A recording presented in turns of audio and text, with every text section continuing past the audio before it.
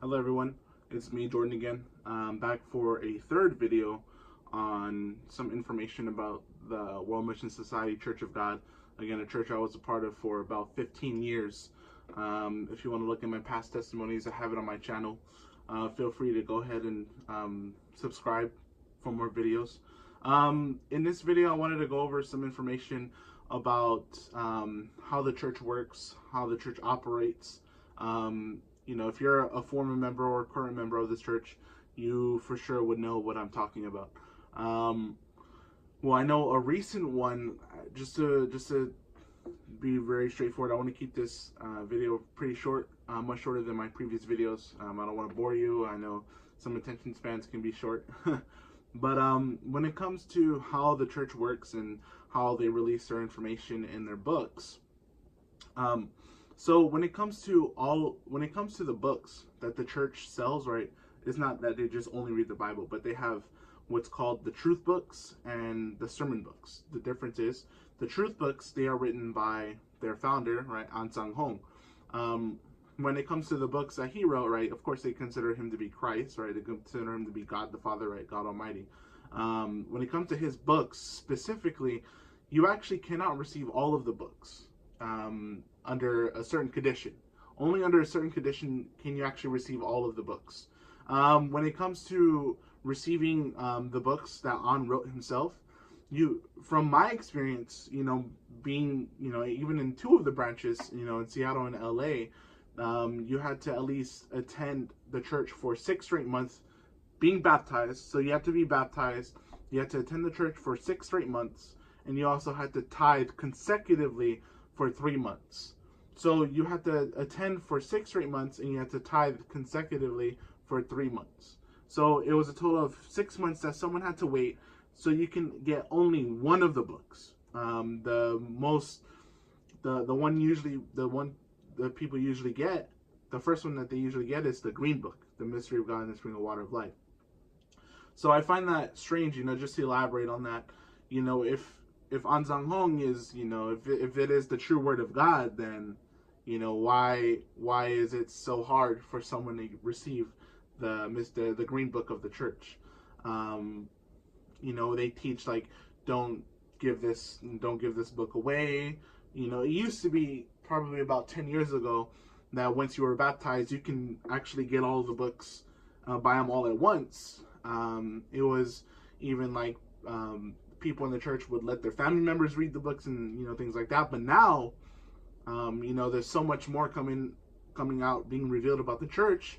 Now they're making it extremely difficult for someone to receive the books that were written by An.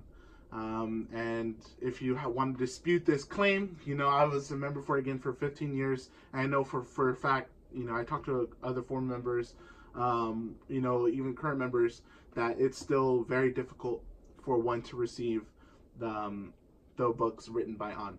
So again, you had those requirements. They want you to tithe, right?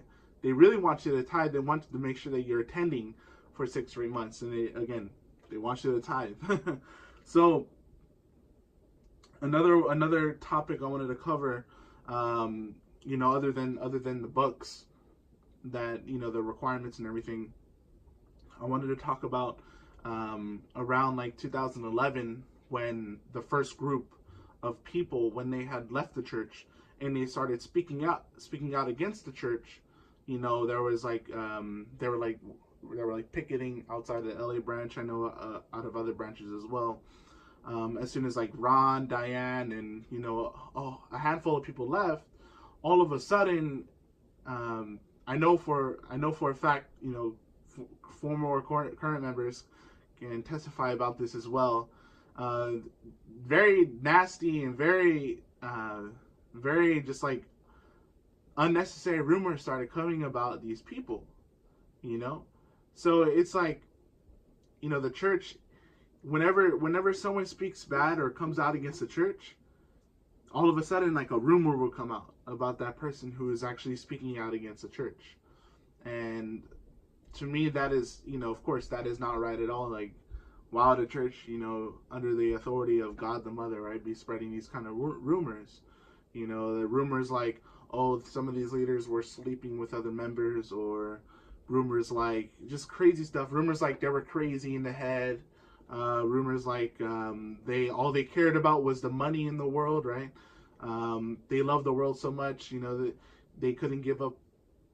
It's just really like unnecessary rumors, really, really dumb rumors that came out against former members that would end up speaking out against the church, and it was really, really, really unnecessary because like even when we saw the former members picketing outside the LA church, there would be comments like, "Oh, do you see how they look? Like they look really bad. They look like, you know." For instance, we saw one former member had grown facial hair and everything, like, and one comment was, "Yo, he looks so scruffy. He looks like he looks like he's homeless now." And I mean, back then it was whatever, but looking back at it, looking at all those rumors that came out against these, the former members, it was really unnecessary. It's really nasty of the church to talk about other people like that. When the church is when the church talks bad about, like bashes all these other religions and, talks bad about the Catholic Church, talks bad about any other Christian church, they don't like it when they're the ones getting criticized. They can't take the criticism. They can't handle the facts that are being thrown at them. If someone is throwing facts at them, then they're going to retaliate by, possibly creating rumors. And I wouldn't doubt that's happening to me. I wouldn't doubt that's happening to other former members who had left. But just to let you know, that's how the church is.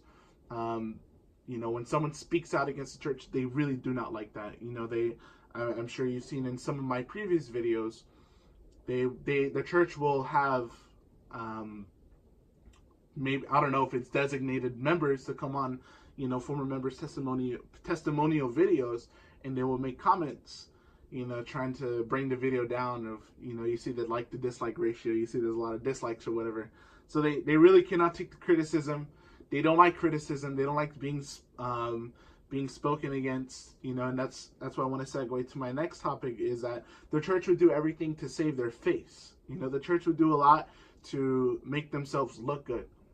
For example, when the church was being exposed as being a cult-like organization, they made a website called CRC, Cult Research Center.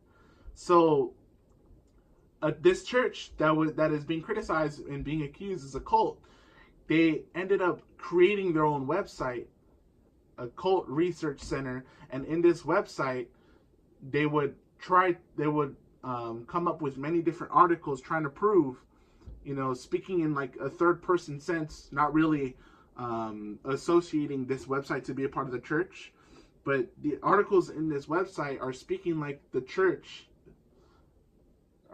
it's like these articles are trying to prove that the church is not a cult. That there's all these articles like, oh, why the World Mission Society, how is it not a cult or whatever. And if it was the true church, then the truth is truth. Like, how can someone go against the truth? How can someone rebuttal the truth? But as you can see, right, as I did my research, there's a lot of problems.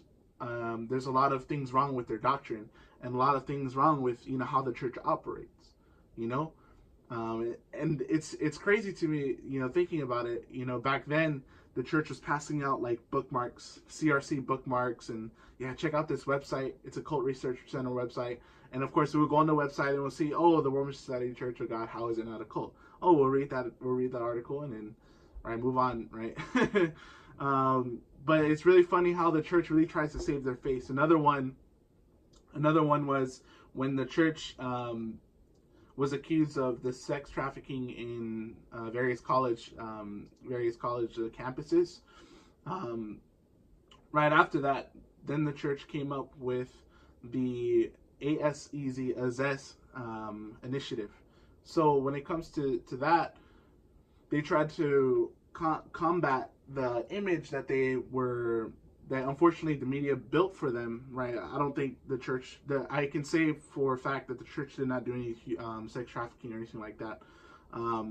But they're so worried about their image is that they'll start creating these new clubs and these a new name for their organization on campus to really save their face, you know.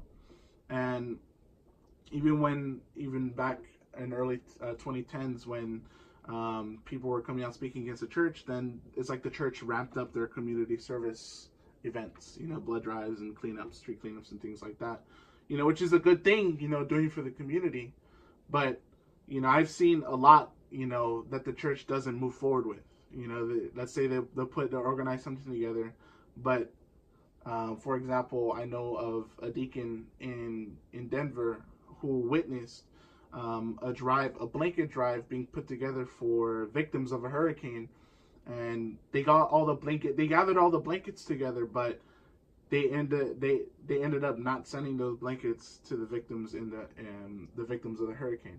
So they do these types of events to make themselves look good, and it's just wrong because they can't just face the criticism. They can't face the criticism. They don't like criticism, and they'll do anything to make themselves look good. So that is about it for my video for today. More videos will be coming out. Again, I'm trying to keep these videos short. I know a lot of people's attention spans aren't that long, or they can't sit through a long video. So just want to keep this one short and sweet. And yeah, that's all for today.